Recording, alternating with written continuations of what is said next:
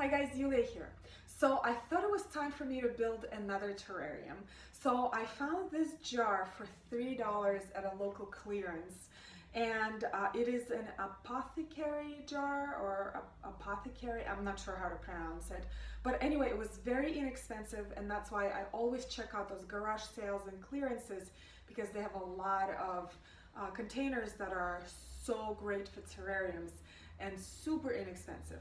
Anyway, I'm gonna get started and I'm gonna put this together and show you how.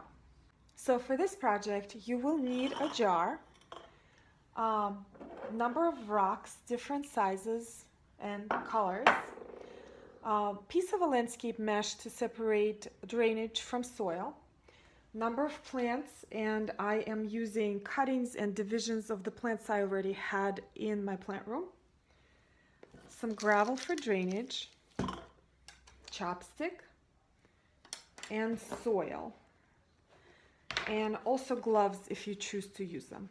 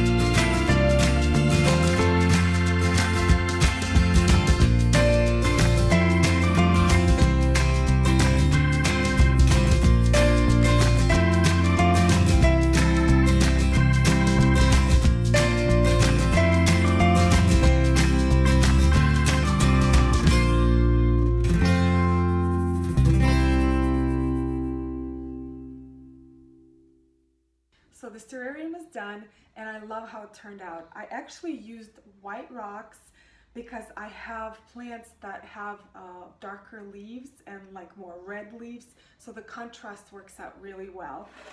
This is a very inexpensive project. I have the gravel on hand and the rocks, and I just took cuttings of the plants that I already had in the plant room, and the jar was $3. Anyway, if you have any questions or comments, post them in the comment section below, and I'll see you next time. Thanks, bye.